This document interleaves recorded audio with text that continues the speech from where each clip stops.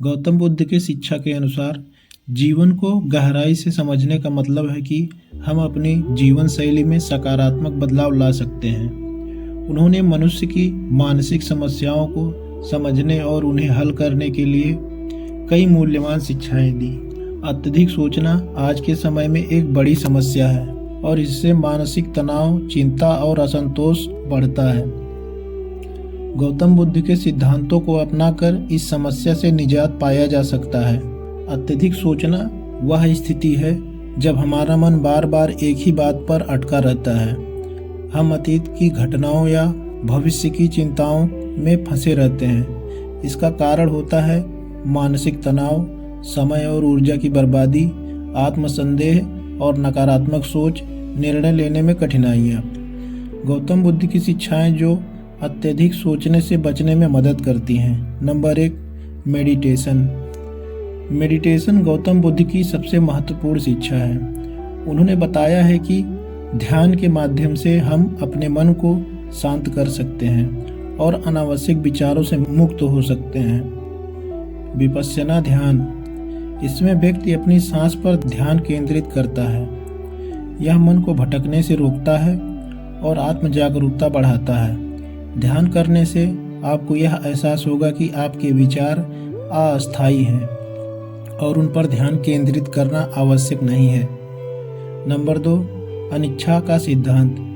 बुद्ध ने कहा कि जीवन में हर चीज अस्थायी है, चाहे वह हमारी भावनाएं हों, विचार हों या जीवन की परिस्थितियां हों। जब हम यह समझ जाते हैं कि विचार भी अस्थायी हैं, तो हम उन्हें खुद से जोड़कर नहीं देखते। सब कुछ बदलता है और यह परिवर्तन ही शांति की ओर ले जाता है। नंबर 3, दुख का कारण पहचानना। अत्यधिक सोचना भी दुख का कारण बनता है। जब हम अपनी इच्छाओं और चिंताओं को पहचानते हैं तो हम उन्हें नियंत्रित कर सकते हैं। नंबर 4, अष्टांगिक मार्ग। बुद्ध का अष्टांगिक मार्ग एक व्यवहारिक जीवन शैली है जो मन को शांत रखने में मदद करती है।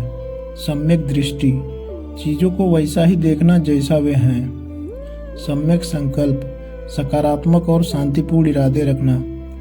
सम्यक वाणी, सकारात्मक और सत्य बोलना। सम्यक कर्म, सही और नैतिक कार्य करना।